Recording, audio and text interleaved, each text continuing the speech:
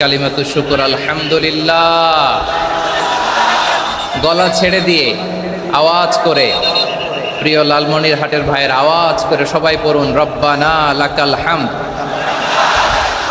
হামদান কাসীরান তাইয়্যিবান মুবারাকান ফীহি ইয়া রাব্বি লাকাল হামদু কামা ইয়ানবাগি লিজালালি ওয়াজহিকা ওয়া আযীমি সুলতানিকা লাকাল হামদু বিল ঈমান লাকাল হামদু বিল ইসলাম লাকাল হামদু বিল কুরআন। আমরা আল্লাহ রাব্বুল ইজ্জা ওয়াল জালালের দরবারে শুকরিয়া জ্ঞাপনের পাশাপাশি আজকের এই প্রোগ্রামের ইন্তেজামিয়া কমিটি, ইসলামিক সোসাইটি লালমনিরহাটকে অন্তরের অন্তঃস্থল থেকে ধন্যবাদ জানাতে চাই, শুভেচ্ছা জানাতে চাই। যারা দীর্ঘদিন টানা পরিশ্রম শেষে আজকে লালমনিরহাট জেলায়, যেটা আমার বেসিকলি রংপুর বিভাগের প্রোগ্রাম ছিল, এই ঐতিহাসিক প্রোগ্রামের আয়োজন তারা করেছে, আলহামদুলিল্লাহ। আজকের প্রোগ্রামে সম্মানিত সভাপতি, প্রধান অতিথি, বিশেষ অতিথি, মঞ্চে উপবিষ্ট আপনাদের অত্র এলাকার মা ও মাটির সন্তানেরা, নেতৃবৃন্দ, কমিউনিটি লিডার্স, লালমনিরহাট জেলার সম্মানিত ব্যবসায়ী ভাইয়েরা, চাকরিজীবী ভাইয়েরা, ছাত্র ভাইয়েরা, ভলান্টিয়ার্স ভাইয়েরা এবং লালমনিরহাট জেলা স্টেডিয়ামে অবস্থানরত আমার মা এবং বোনেরা, আমি আপনাদের সবাইকে অন্তরের অন্তঃস্থল থেকে শুভেচ্ছা জানাতে চাই, ধন্যবাদ জানাতে চাই যে আপনারা এত চমৎকার একটি প্রোগ্রামের আয়োজন করেছেন। প্রিয় ভাইয়েরা, আপনারা জানেন যে আমি প্রতি বিভাগে একবার করে সফর করছি, তো সেই সুবাদে রংপুর বিভাগের প্রোগ্রামটা আমি লালমনিরহাটে দিয়েছি এবং আমি আশ্বস্ত হয়েছিলাম যে লালমনিরহাটের প্রোগ্রাম খুবই গুছালো হবে, সুষ্ঠু হবে, শান্ত হবে। সেটার নমুনা আলামত আমি দেখতে পাচ্ছি, আলহামদুলিল্লাহ। সবাই খুবই সুশৃঙ্খল, লক্ষ লক্ষ তাওহীদি জনতা, পেছনে অনেকে জায়গা পায় নাই কিন্তু কোনো আওয়াজ নাই, সবাই দাঁড়িয়ে আছে। এলইডি স্ক্রিন আছে, আপনারা স্ক্রিনে দেখতে পাচ্ছেন, আলহামদুলিল্লাহ। আমি সবাইকে দেখতে পাচ্ছি, মাশাআল্লাহ মাশাআল্লাহ। শান্ত হয়ে আপনারা বসুন, অল্প কিছু সময় কথা বলার সুযোগ আমি পাবো। যেহেতু আমি হেলিকপ্টারে করে এসেছি, হেলিকপ্টারগুলোর আবার একটা পলিসি আছে, সানসেটের আগে, সূর্য ডোবার আগে তাদেরকে এয়ারপোর্টে আবার ল্যান্ড করতে হয়। তো এখানে 3:30টার মধ্যে আমাকে উঠে যেতে হবে। আমি যদি বারবার আপনাদেরকে থামাতে থাকি, শান্ত হতে বলি এবং এগুলোতেই যদি আমরা সময় নষ্ট করে ফেলি, তাহলে এই যে বিশাল মহাসমাবেশ, বিশাল আয়োজন, যেখানে 2-4টা আমি বার্তা দিতে চাই, এগুলো ব্যাহত হবে। লালমনিরহাটের ছেলেরা খুব ভদ্র, শান্তশিষ্ট। আসার পর থেকে আমাকে রিসিভ করা থেকে শুরু করে স্টেজে আনা থেকে শুরু করে, এবং আলহামদুলিল্লাহ তরুণ জেনজি শ্রোতাদেরকে আমি দেখতে পাচ্ছি, তারা খুবই কোঅপারেটিভ, সহযোগিতা করার, কোঅপারেট করার, অ্যাসিস্ট করার মানসিকতা আমার ভাইদের আছে, আলহামদুলিল্লাহ আলহামদুলিল্লাহ। আমি চাইবো আমরা একটু নীরব, নিস্তব্ধ পরিবেশ তৈরি করার একটু চেষ্টা করব। প্রচণ্ড রোদ, আপনাদের যেমন কষ্ট হচ্ছে আমারও কষ্ট হচ্ছে। ওনারা বলেছিল স্টেজকে সরাবে, উপরে পর্দা দিবে, আমি বললাম দরকার নাই, যেই পরিস্থিতিতে আছি আমরা বসি, শান্ত হইতে হবে। এখানে আমি শান্ত হইতে বলবো, ভলান্টিয়ার্সরা মাইক নিয়ে শান্ত হইতে বলবে, আমাদের সম্মানিত উপস্থাপক উনি শান্ত হইতে বলবে। এগুলোর অপেক্ষায় না থেকে নিজ দায়িত্বে আমরা সবাই শান্ত থাকি, যাতে লালমনিরহাটের এই প্রোগ্রাম একটা ইতিহাস হয়ে থাকে বাংলাদেশে, ঠিক কিনা বলেন? যখন আমি সময় দিব, শাউট করতে বলবো, নয়েজ করতে বলবো, তখন নয়েজ করতে হবে আওয়াজ করে। আর যখন কথা বলবো তখন একেবারে চুপ থাকতে হবে, একেবারে চুপ। মাশাআল্লাহ, হ্যাঁ ঠিক আছে, একেবারে চুপচাপ থাকতে হবে। ধুলা উড়ানো যাবে না, সামনে আগানো যাবে না। নিজের সুবিধা, নিরাপত্তা বুঝতে হবে। এটা কোনো রাজনৈতিক সমাবেশ না, এখানে লাফালাফি, চিৎকার চেঁচামেচি, হাত দেখানোর দরকার নেই। হাত দেখানোর পর্ব শেষ। এখানেও ঠান্ডা হয়ে গেছে, মাশাআল্লাহ, হ্যাঁ মাশাআল্লাহ। আমাদের ভলান্টিয়ার্স ভাইরা, আমাদের স্বেচ্ছাসেবক ভাইরা, আইন শৃঙ্খলা রক্ষাকারী ভাইরা অনেক চেষ্টা করতেছে, মাশাআল্লাহ, very good. I am very happy to C this scenario, মাশাআল্লাহ, আলহামদুলিল্লাহ। আমি একটু দেখতে চাই যে রংপুর বিভাগের কে কোন জেলা থেকে আপনারা এসেছেন। কুড়িগ্রাম থেকে কারা এসেছেন দেখি, কুড়িগ্রাম। মাশাআল্লাহ, মাশাআল্লাহ। আচ্ছা, গাইবান্ধা জেলার কে আসছেন? গাইবান্ধা, হ্যাঁ, মাশাআল্লাহ। ঠাকুরগাঁও, ঠাকুরগাঁও অনেকে আসছেন। দিনাজপুর জেলা থেকে, মাশাআল্লাহ। নীলফামারী, ঠিক আছে, ফি আমানিল্লাহ। পঞ্চগড় অনেক আসছে। রংপুর, রংপুর,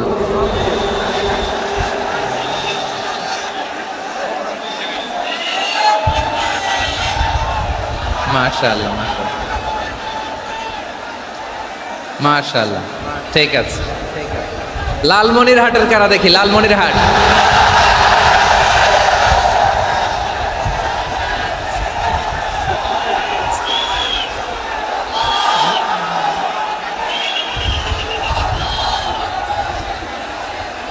মাশাআল্লাহ, মাশাআল্লাহ,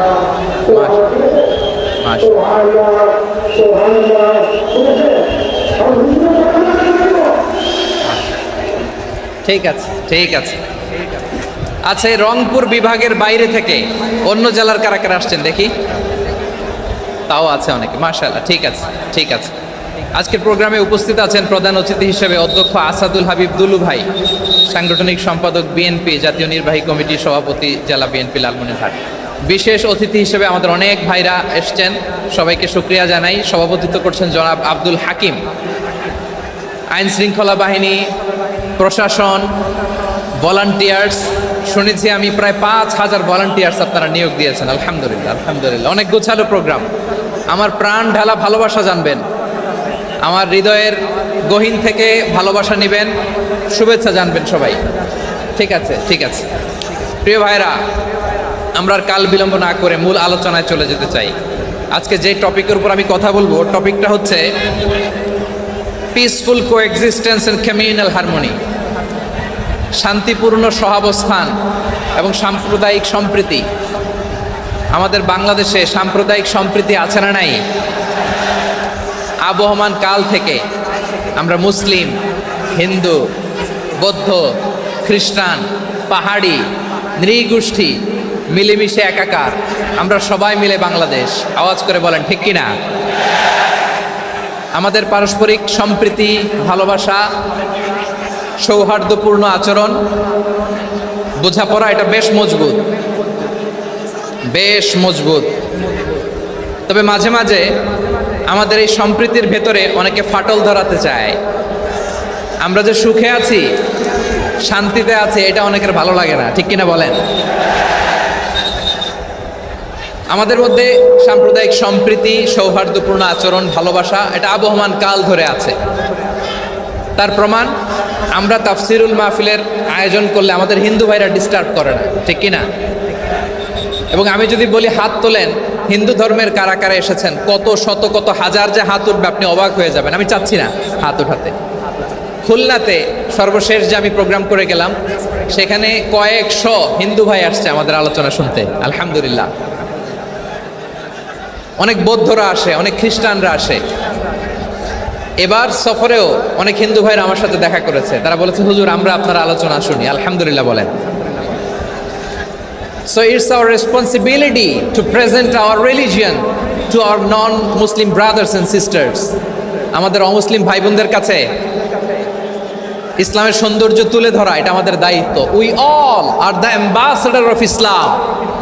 আমরা প্রত্যেকে দায়িত্বশীল, আমরা প্রত্যেকে এক একজন ইসলামের অ্যাম্বাসেডর, আলহামদুলিল্লাহ বলেন। এজন্য এমনভাবে দ্য বিউটি অফ ইসলাম, ইসলামের সৌন্দর্য আমাদেরকে ফুটিয়ে তুলতে হবে, যাতে করে নন মুসলিমরা শাহাদা পড়ে, কালিমা পড়ে মুসলমান হয়ে যায়। অনেক নন মুসলিম ভাই বোন আমাদের হাতে শাহাদা পড়ে, কালিমা পড়ে মুসলমান হয়েছে, অনেক। সো আমরা যেন ইসলামের বিউটিটাকে তুলে ধরতে পারি, এবং এই যে সম্প্রীতি, এটাকে যেন আমরা অটুট রাখতে পারি। আদতে আদতে বাংলাদেশের ইতিহাস বলে আমাদের দেশে কোনো দাঙ্গা নাই, আছে? লালমনিরহাটের ভাইয়ের আওয়াজ করে বলেন, আমাদের দেশে হিন্দু মুসলিম দাঙ্গা আছে? আমরা ভাই ভাই, আওয়াজ করে বলুন তো, আমরা কি? ভাই ভাই, কিন্তু কিছু দুষ্ট লোক আছে, তারা আমাদের সম্পর্কের মধ্যে ফাটল ধরাতে চায়, ঠিক কিনা বলেন? মাঝে মাঝে ঝগড়া লাগাতে চায়। দেখবেন পত্রপত্রিকায় দেখা যায় বিভিন্ন ধর্মীয় উপাসনালয়গুলোতে হামলা চালানো হয়। এগুলো রাজনৈতিক উদ্দেশ্য প্রণোদিত, এগুলোর সাথে ইসলামের কোনো সম্পর্ক নাই। এই জন্য এই দুর্বৃত্তদের ব্যাপারে আমাদের সাবধান থাকতে হবে। আমরা সবসময় যেমনি ঐক্যবদ্ধ, ইউনাইটেড, আমরা যদি এরকম ইউনাইটেড থাকি, এই সমস্ত দুর্বৃত্তদের কালো হাত ভেঙে দিতে আমাদের 1 ঘন্টাও লাগবে না। চিল্লায় বলো ঠিক কি না? আমরা সংঘবদ্ধ থাকবো। এই যে আমাদের পিসফুল কোএক্সিস্টেন্স, শান্তিপূর্ণ সহাবস্থান। হিন্দুরা পূজা করে, যেদিন হিন্দুদের পূজা অনুষ্ঠান আমরা ওই দিন তাফসির মাহফিল করি না, ঠিক কিনা বলেন? যেদিন আমাদের তাফসিরুল কোরআনের প্রোগ্রাম, ওই দিন আমাদের হিন্দু ভাইরা ডিস্টার্ব করে না। সুবহানাল্লাহ।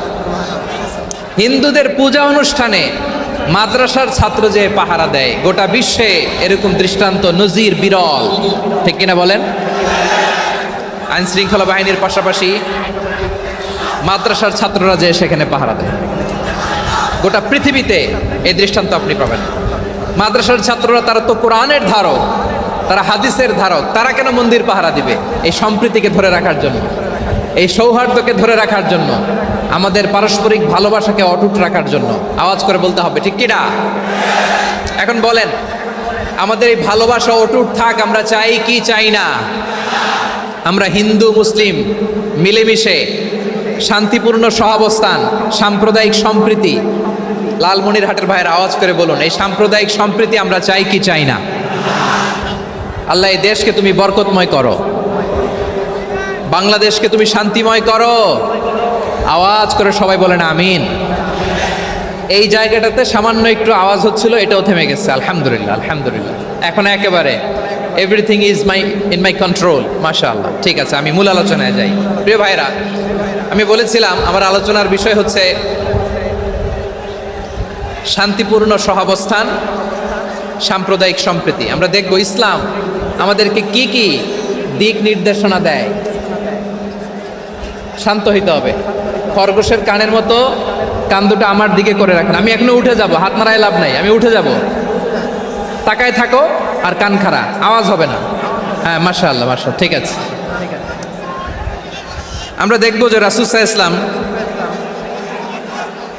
এই পিসফুল কোএক্সিস্টেন্সের জন্য আমাদের কি শিখিয়েছেন, কি কি গাইডলাইন দিয়েছেন। আমরা 1, 2, 3, 4 করে এগুলো আপনাদের সাথে শেয়ার করব। আমি আপনাদের খেদমতে সূরাতুল আনআমের 108 নম্বর আয়াত তেলাওয়াত করেছি। এখানে আল্লাহ রাব্বুল ইজ্জা ওয়াল জালাল তিনি ইরশাদ করছেন, ওয়ালা তাসুব্বুল্লাযীনা ইয়াদউনা মিন দুনিল্লাহি ফায়াসুব্বুল্লাহা আদওয়াম বিগাইরি ইলম কাযালিকা যায়্যান্না লিকুল্লি উম্মাতিন আমালাহুম সুম্মা ইলা রাব্বিহিম মারজিউহুম ফায়ুনাব্বিউহুম বিমা কানু ইয়ামালুন। রব্বুল আলামিন বলেন, গোলাম ও আমার ইমানদার বান্দারা, শোনো শোনো। ও আমার বিশ্বাসী বান্দারা, শোনো শোনো। লা তাসুব্বুল্লাযীনা ইয়াদউনা মিন দুনিল্লাহ ফায়াসুব্বুল্লাহা আদওয়াম বিগাইরি ইলম। ও আমার বিশ্বাসী বান্দারা, যারা আল্লাহকে ব্যতি রেখে, আল্লাহকে বাদ দিয়ে অন্য উপাস্যকে ডাকে, দেবীর পূজা করে, দেবতাদের পূজা করে, তোমরা খবরদার তাদের গালি দিও না। আওয়াজ করে বলেন, কি দিও না? আল্লাহ বলেন, ও বিশ্বাসীরা শোনো, যারা আল্লাহকে বেছে রেখে দেবীর পূজা করে, অন্য উপাস্যের পূজা করে, তাদেরকে ডাকে, ওই দেবতাদেরকে তোমরা গালি দিও না। যদি ওই দেবতাদেরকে গালি দাও, তাহলে ভুলবশত, শত্রুতাবশত তারা তোমাদের রব আল্লাহকে গালি দেবে, ঠিক কি না? তোমরা যদি তাদের দেবতাদের গালি দাও, ওরা রেগে তোমার আল্লাহরে গালি দিবে, তাহলে আল্লাহরে গালি খাওয়ানোর কারণ হয়ে গেলাম আমি, ঠিক কি না? বলেন।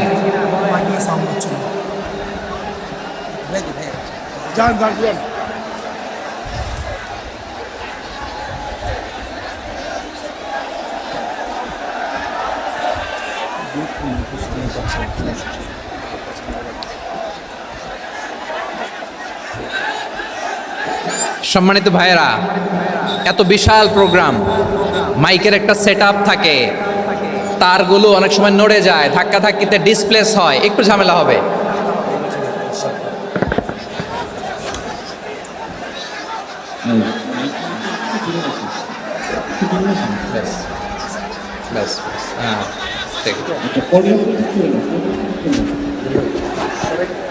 ঠিক আছে, একটু একটু সমস্যা হবে মাঝে মাঝে। আপনারা শান্ত থাকলে, শান্ত থাকতে হবে। এইভাবে সাউন্ড নাই, এই নাই, এই বলতে বলতে আমার সময়ও নাই, উঠে যেতে হবে, এগুলো বোকামি। এই বিভাগীয় প্রোগ্রামগুলোতে যাই, চিৎকার চেঁচামেচি করে তোমরা আসো, সময় শেষ, আমাকে উঠে যেতে হয়। আমরা তো বঞ্চিত হলাম, গুরুত্বপূর্ণ অনেক কথা শোনাবো তোমাদের, অনেক। প্রিয় ভাইরা, আপনারা শান্ত হয়ে বসুন, শান্ত হয়ে। রব্বুল আলামিন বলেন, খবরদার বিশ্বাসীরা, আল্লাহ ছাড়া যারা অন্যান্য উপাস্যদেরকে ডাকে, দেবতাদেরকে ডাকে, তাদেরকে তোমরা গালি দিও না। ওই সমস্ত দেবতাদেরকে যদি তোমরা গালি দাও, তাহলে তারা আল্লাহকে গালি দিবে, ঠিক কিনা বলেন? আমরা দেবতাদের গালি দিলে ওরা আল্লাহকে গালি দিবে। রব্বুল আলামিন বলেন, খবরদার দেবতাদেরকে গালি দিও না, তাহলে ওরা তোমার রব আল্লাহরে গালি দেবে। প্রতিটি জাতির জন্য তাদের কাজকে আমি আল্লাহ সুশোভিত করে রেখেছি, তারা সবাই একদিন আমার কাছেই ফিরে আসবে। এরপর আমি রব্বুল আলামিন তাদের আমলনামা তাদেরকে জানিয়ে দেব। সুবহানাল্লাহ পড়ে। প্রিয় ভাইয়েরা, আল্লাহ তাআলা বলেছেন, খবরদার গালি দিও না। আদেশটা কার? আওয়াজ করে বলেন তো। হিন্দুদের দেবতা দেবদেবীদেরকে গালি দেওয়া যাবে না। আওয়াজ করে বলুন প্রিয় ভাইয়েরা, এই আদেশটা কার? এই আপনাদের গলার আওয়াজ। অন্য ধর্মের দেবতাদেরকে যে গালি দেওয়া যাবে না, এই আদেশটা কার? আরো জোরে বলুন, কার? গালি দিবেন কোন দেবতাকে? দিবেন? যদি দেন তাহলে ওরা আল্লাহরে গালি দিবে। তাহলে আল্লাহরে গালি খাওয়াইলো কে? আপনি, ঠিক কিনা বলেন? আমি আল্লাহকে গালি খাওয়ানোর কারণ হলাম, কারণ আমি যদি গালি না দিতাম, ওরা আমার রবকে গালি দিত না। আওয়াজ করে বলেন ঠিক কিনা? তাহলে প্রিয় ভাইয়েরা, ইসলাম আমাদেরকে শিখায়, সূরাতুল আনআমের 108 নম্বর আয়াত থেকে আমরা বুঝলাম, কোনো ধর্মকে ছোট করা যাবে না। অন্য ধর্মকে ছোট করা মানে ইসলামকে ছোট করা। অন্য ধর্মের দেবতাকে গালি দেওয়া মানে আল্লাহকে গালি খাওয়ানো। আওয়াজ করে বলেন ঠিক কিনা? খবরদার, এটা করা যাবে না। আর অন্য ধর্মের দেবতাকে যদি আপনি গালি দেন, ওরা ইসলাম থেকে দূরে সরে যাবে। যাও ইসলামের প্রতি আকৃষ্ট হয়েছিল, আর কোনোদিন ইসলামের ধারে কাছে আসবে না। আওয়াজ করে বলেন ঠিক কিনা? এজন্য কখনো কোনোদিন অন্য ধর্মের দেবতাদেরকে গালি দেওয়া যাবে না। অন্য ধর্মের কোনো দেবতাদেরকে আমরা গালি দিব না, গালি দিব না, বরং ইসলামের beauty, the beauty of Islam, ইসলামের সৌন্দর্যকে আমরা তুলে ধরব। আমরা যদি বিশ্বনবী সাল্লাল্লাহু আলাইহি ওয়াসাল্লামের জীবনের দিকে তাকাই, তাহলে আমি দেখব বিষ্ণু ইসলাম মক্কাতে কিংবা মদিনাতে অন্য ধর্মের লোকদের সাথে খুব পিসফুলি লাইফ লিড করেছেন। হোক মুশরিক, হোক খ্রিস্টান, হোক ইহুদি, বিশ্বনবী সবার সাথে মিলেমিশে ছিলেন। আলহামদুলিল্লাহ বলেন। ইসলাম হচ্ছে পিসফুল রিলিজিয়ান। অন্য ধর্মের প্রতি সহনশীলতার সবক ইসলাম আমাদেরকে দেয়। কিন্তু প্রতিটি মুসলিমের এটা মনে রাখতে হবে, আল্লাহর কাছে পছন্দনীয় গ্রহণযোগ্য ধর্ম, জীবনাদর্শ একটি, সেটা হচ্ছে ইসলাম। আওয়াজ করে বলেন সেটা কি? লালমনিরহাটের ভাইয়েরা আওয়াজ করে বলুন, আল্লাহর কাছে মনোনীত ধর্ম একটি, সেটা কি?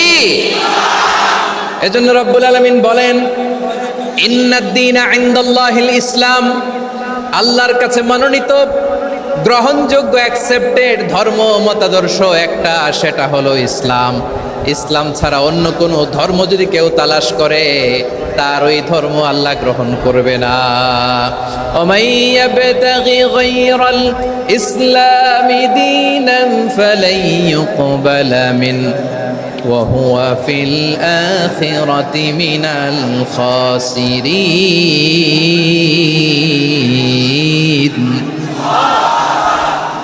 Whoever seek anything except Islam, that won't be accepted from him, and he will be loser in the day of judgment. কিয়ামতের দিন ইসলাম ছাড়া কেউ যদি অন্য কোনো ধর্ম তালাশ করেছে দুনিয়াতে, তার এই মতাদর্শ গ্রহণ করা হবে না।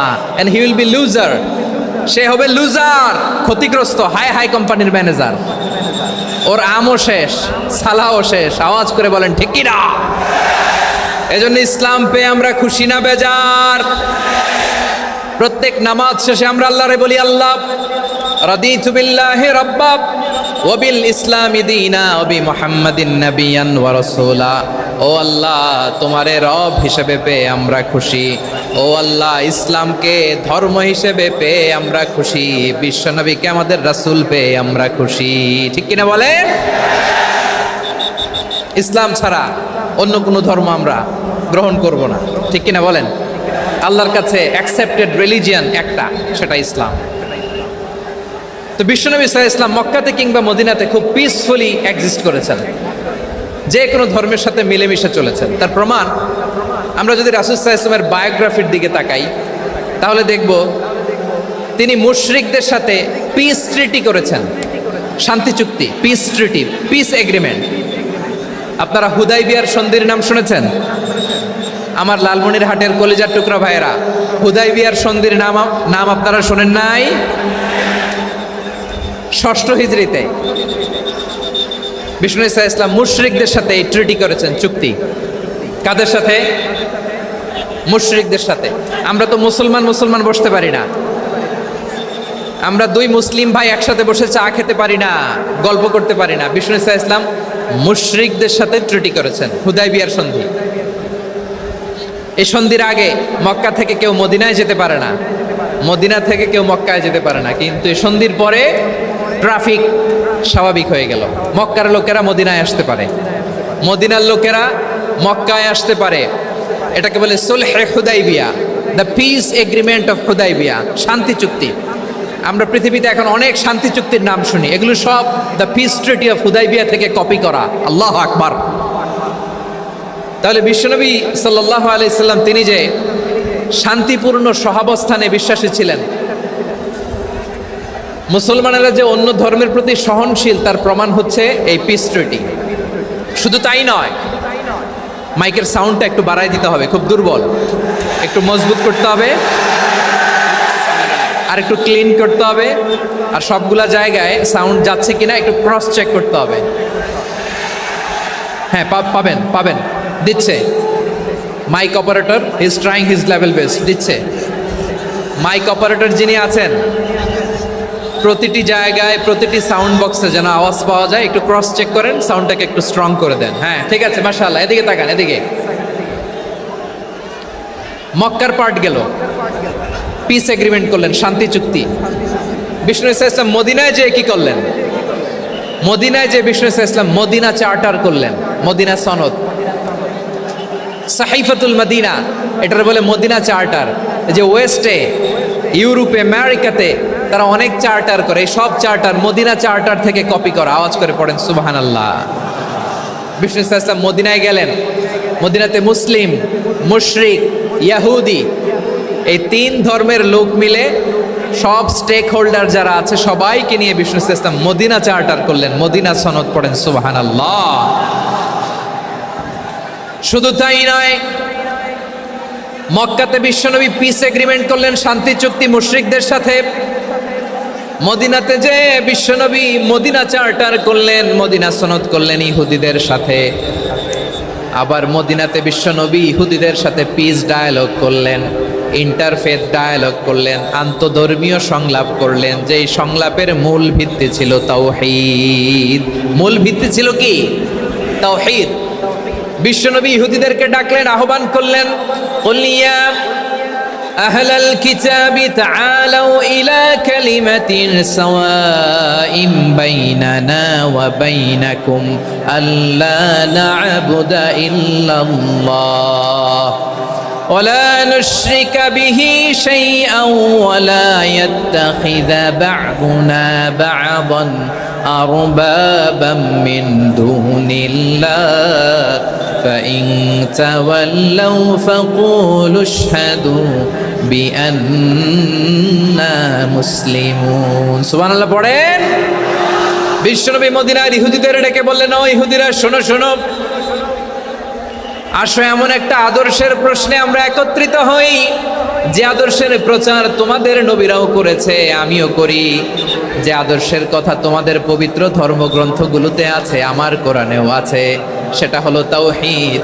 আমরা এক আল্লাহ ছাড়া কারো ইবাদত করব না, আল্লাহর সাথে কাউরে শরীক করব না, আল্লাহ ছাড়া কাউরে রব মানব না। পড়েন সুবহানাল্লাহ। তাহলে আমার প্রিয় লালমনিরহাটের ভাইরা, মদিনাতে যেয়ে তিনি মদিনা চার্টার করলেন, মদিনা সনদ, পিস ডায়ালগ করলেন, শান্তির সংলাপ, ইন্টারফেথ ডায়ালগ করলেন, আন্তধর্মীয় সংলাপ, যার ভিত্তি ছিল তাওহীদ। সুবহানাল্লাহ পড়েন। তাহলে অন্য ধর্মের প্রতি সব সময় ইসলাম সহনশীল, টলারেন্স। যদি আপনি দেখতে চান ইসলামের নবী, বিশ্ব নবীর দিকে তাকান, ঠিক কিনা বলেন? আমরা তো সংখ্যালঘুদের রাইটস প্রোটেক্ট করার জন্য কত আইন বানাই, কত বৈঠক করি, কত সংবাদ সম্মেলন করি। বিষ্ণু সাল্লাল্লাহু আলাইহি ওয়াসাল্লাম সংখ্যালঘুদের রাইটসের ব্যাপারে, অধিকারের ব্যাপারে যে কথা বলেছেন, শুনলে আপনি অবাক হয়ে যাবেন।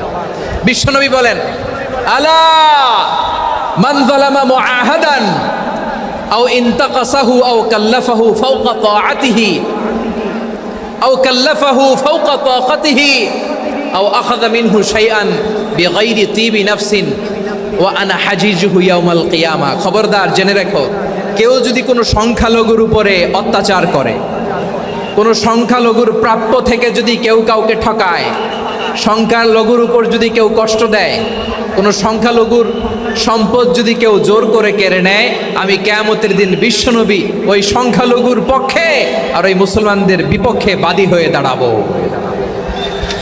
সুবহানাল্লাহ বলতে পারলেন না? আল্লাহু আকবার। আপনি নামাজি, আপনি মুসল্লি, আপনি হাজী সাহেব, তাহাজ্জুদ পড়তে পড়তে কপালে দাগ ফেলে দিছেন, আপনার প্রতিবেশী হিন্দু, ভাবছেন আমার তো পাওয়ার আছে, ওর জমিটা দখল করি।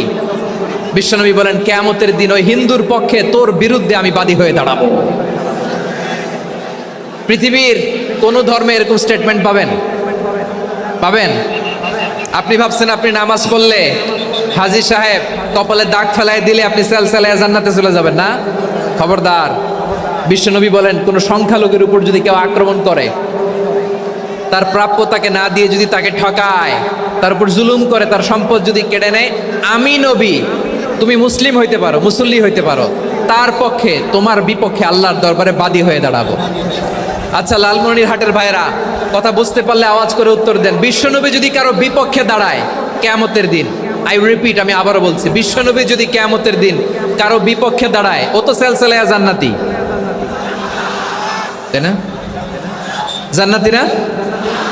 যে নবীর সুপারিশ ছাড়া জান্নাতের গেটও দেখা যাবে না, ওই নবী যদি বলে তোর বিপক্ষে আমি বাদী হয়ে দাঁড়াবো, ওই জান্নাতে আর ঢোকার কোনো সুযোগ আমাদের থাকবে? এখানেই শেষ না আমার প্রিয় লালমনিরহাটের ভাইয়েরা, এখানেই শেষ নয়। বিশ্বনবী বলেন, মান কাতালা মুআহাদান, বুখারীর বর্ণনা, মান কাতালা মুআহাদান লাম ইয়ারাহ রাইহাতাল জান্নাহ। কেউ যদি, কোনো মুসলিম যদি অন্যায়ভাবে কোনো সংখ্যালঘুকে হত্যা করে, কোনো হিন্দুকে হত্যা করে, কোনো বৌদ্ধরে হত্যা করে, অন্যায়ভাবে কোনো মুসলিম যদি কোনো সংখ্যালঘুরে হত্যা করে, জান্নাতে যাওয়া তো দূরের কথা, ওই মুসলিম জান্নাতের ঘ্রাণও পাবে না। সেই বুখারীর বর্ণনা, মান কাতালা মুআহাদান লাম ইয়ারাহ রাইহাতাল জান্নাহ ওয়া ইন্না রিহাহা লা ইউজাদু মিন মাসিরাতি 40 আমা। যে জান্নাতের ঘ্রাণ 40 বছর দূরের রাস্তা থেকেই পাওয়া যায়। সুবহানাল্লাহ পড়েন। প্রিয় ভাইরা, এখান থেকে জান্নাতে পৌঁছতে লাগবে 40 বছর। এত দূর, কত বছর? সবাই বলেন, কত বছর? এখান থেকে জান্নাতে পৌঁছতে লাগবে 40 বছর। এত দূরে থাকতেই জান্নাতের ঘ্রাণ আপনার নাকে এসে ধাক্কা মারবে। বিশ্বনবী বলেন, যে ব্যক্তি কোনো সংখ্যালঘুকে হত্যা করে, জান্নাতের ঘ্রাণ তো পাবেই, জান্নাতে তো ঢুকতে পারবেই না, জান্নাতের ঘ্রাণও তার নাকে লাগবে না। পড়েন নাউযুবিল্লাহ। তাহলে সংখ্যালঘুদের ব্যাপারে ইসলামে অধিকার দেয়া আছে না নাই? লালমনিরহাটের ভাইয়ের আওয়াজ করে বলেন, আমার সংখ্যালঘু হিন্দু ভাইদের রাইটস, অধিকার আমাদের ইসলামে প্রোটেক্টেড আছে না নাই? এখানেই শেষ না। বিষ্ণু ইসলাম আপনার অমুসলিম প্রতিবেশীর সাথে ভালো আচরণ করতে বলেছে। আমাদের হয় না, এটা মুসলিম পাড়া, ওটা বৌদ্ধ পাড়া, হয় না? অনেক সময় হয় না, এটা আমাদের মুসলিম পাড়া, ওইটা হিন্দু পাড়া, এরকম আছে না নাই? লালমনিরহাটে নাই না? আছে? হিন্দু যদি আপনার প্রতিবেশী হয় কি করবেন? ওরে কষ্ট দিবেন নাকি? কেন, ও তো হিন্দু, ও তো আমার আল্লাহরে ডাকে না, ওরে কষ্ট দিলে জায়েজ হবে না? খবরদার। বিষ্ণু ঈসা ইসলাম বলেন, মান কানা ইউমিনু বিল্লাহ ওয়াল ইয়াউমিল আখির ফালিউকরিম জারাহ। যে আল্লাহ বিশ্বাস করে আর আখিরাতে বিশ্বাস করে সেজন্য প্রতিবেশীর সাথে ভালো আচরণ করে। সুবহানাল্লাহ। কলিজা জুড়ায় যায় না আমার নবীর কথাগুলো শুনলে? যে আল্লাহ বিশ্বাস করে, যে আখিরাতে বিশ্বাস করে সেজন্য প্রতিবেশীর সাথে ভালো আচরণ করে। এখানে বলছে মুসলিম প্রতিবেশী বলছে, নামাজি প্রতিবেশী বলছে, আল্লাহওয়ালা প্রতিবেশী বলছে না। প্রতিবেশী আস্তিক হোক নাস্তিক হোক, প্রতিবেশী মুমিন হোক মুশরিক হোক, প্রতিবেশী হইলেই তার সাথে ভালো আচরণের দরকার আছে না নাই? আমার প্রিয় লালমনিরহাটের ভাইয়েরা, বিষ্ণু ঈসা ইসলাম ওনার ইহুদি প্রতিবেশীদের দেখাশোনা করতেন। আওয়াজ না শোনা যাক, আমারও তো দেখা যায়, আমারও তো দেখা যায়। তাকায় থাকেন, তাকায় থাকলে সওয়াব হবে। কোরআনের কথা যেখান থেকে হয় এদিকে তাকায় থাকলেই বরকত। তাকায় থাকেন। জি জি, মাইক, আমি তো আর মাইক ঠিক করতে আসি না এদিকে, এই মাইক ঠিক করব ওই মাইক ঠিক করব, ওদিকে পাইলট বলবে হুজুর চলে আসেন। জি বসুন বসুন, মাশাআল্লাহ। হ্যাঁ খুব শান্ত, ঠিক আছে।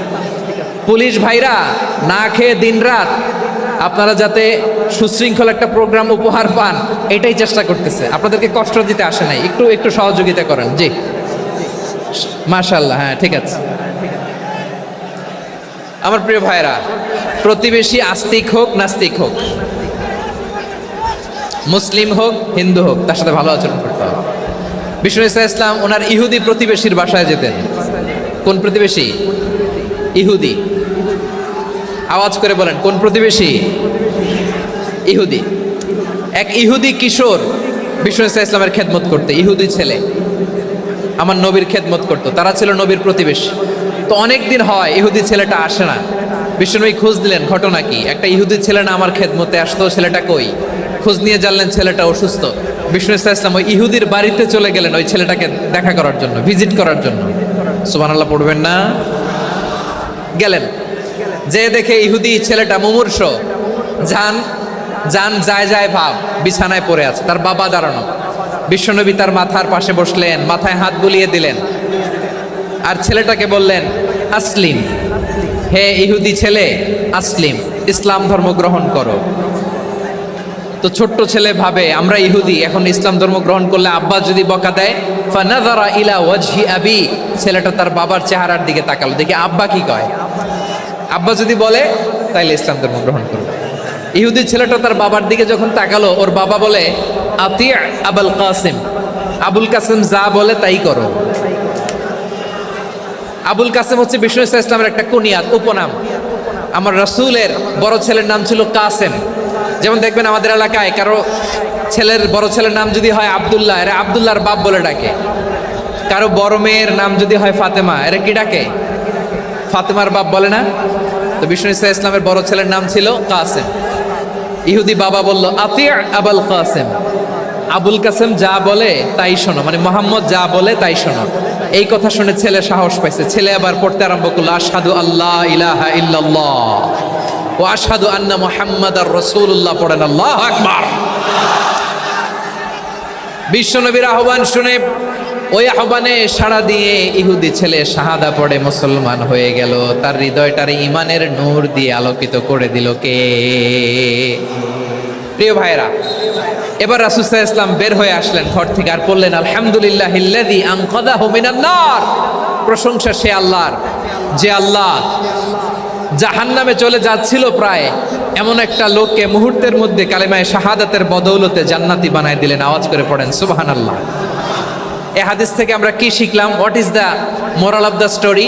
এক নম্বর স্টোরি হলো, প্রতিবেশী ইহুদি হোক হিন্দু হোক, যাবেন, সুসম্পর্ক রাখবেন, উপহার দিবেন, বিপদে পাশে দাঁড়াবেন, তাইলেই তো আপনাদের প্রতি, মুসলমানদের প্রতি তারা আকৃষ্ট হবে, ঠিক কিনা বলেন? আপনি যদি হিন্দুদের সাথে বৌদ্ধদের সাথে নাই মিশেন, নাস্তিকের কাছে নাই যান, তো ইসলামের সৌন্দর্যটা ওরা বুঝবে কেমনে? আমার অনেক হিন্দু পরিচিত ভাই আছে, ওরা আমাদের ইফতারির প্রোগ্রামে এসে একসাথে ইফতারি করে। অনেক মদখোর আমার সাথে বসে একসাথে ডিনার করে, হাফ প্যান্ট পরা, গলায় স্বর্ণের চেইন, হাতে স্বর্ণের ব্রেসলেট, আইসা আমার সাথে ডিনার করছে, আছে এরকম। গাঁজাখোর, আমি বলি আসো, welcome welcome to my dinner, আসো বসো। বসলেই তো আমি ওর ডিএনএ, চিন্তার ডিএনএ চেঞ্জ করে দেওয়ার সুযোগ পাবো, চিল্লায় বলো ঠিক কি না? আসতে হবে আমার কাছে।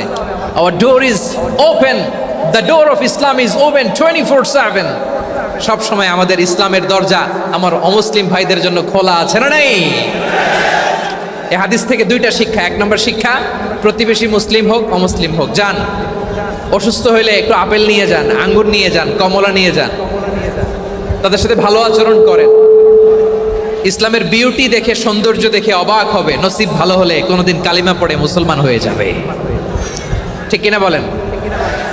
তাহলে অমুসলিমের সাথে ভালো সম্পর্ক। বিশ্বনবী ইহুদির বাড়িতে গেলেন, ইহুদির বাড়ি, আর আমার মুসলমান ভাই আমার কাফের বলে, এরকম আছে না নাই? মুসলিমরা দেখতে পারে না, সহ্য করতে পারে। বিশ্বনবী সাল্লাল্লাহু আলাইহি ওয়াসাল্লাম ইহুদির বাড়িতে গেলেন, এটা একটা শিক্ষা। আরেকটা শিক্ষা হলো, ভাইরা ধাক্কা মারে এসে সামনে এসে কি লাভ? প্রোগ্রাম তো শেষ হচ্ছে, এখনই শেষ হচ্ছে। তো